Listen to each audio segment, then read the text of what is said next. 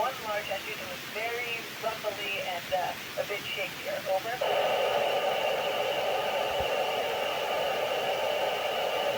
Yeah, that's a good question because it's really important to keep in touch with our families. So we use the satellite networks, and we have an IP phone that we can call them on, and also once a week they try to schedule us for a video chat with our family. And as I said, that goes through a network of satellites to get all the way back home to my family. Over.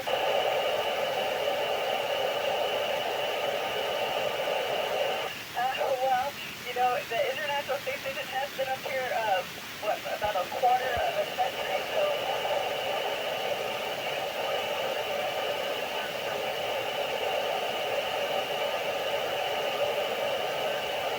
And also continuously take care of things so that they don't break. Over.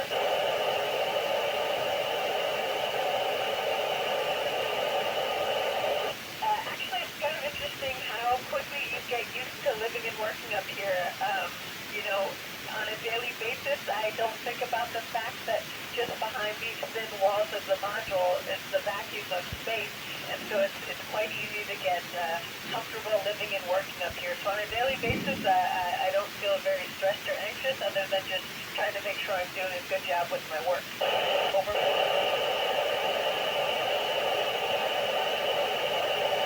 That's a great question, because the International Space Station goes around the Earth about 16 times a day. So about every 45 minutes there's a light on the station, and they have, 3 different modes. We have a pre-sleep mode that's a bit softer that we use before we go to bed, a mode that we have on during the day, and then a mode that's really bright to wake us up if we have to wake up early. Over.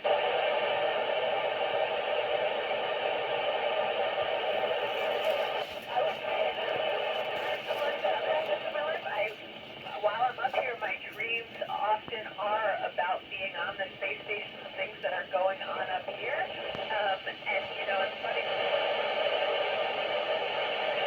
flying or floating, and now being up here, it feels just like the dreams I had. Over.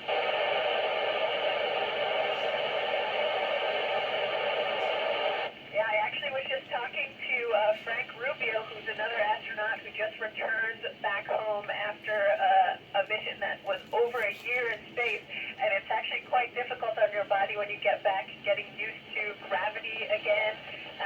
Your vestibular system that tells you, when you're upright or when you're turning or things like that, that gets pretty messed up, and it takes about a week or two for that to return to normal, and then your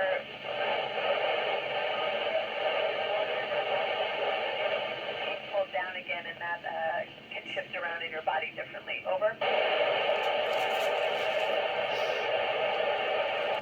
So I actually have not cut my hair yet in space, but some others up here have. We actually have a set of clippers, like you would at home, except on the back of it is attached a vacuum. So that way, as you clip the hair, it gets sucked into a vacuum. And the other day, actually, my good friend Laurel was cutting her hair, and so I held the vacuum for her while she was trimming her hair. Over.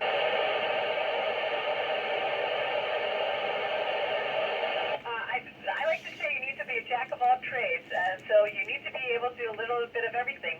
Science is our main mission up here, so you have to have the technical expertise and ability to perform the science experiments.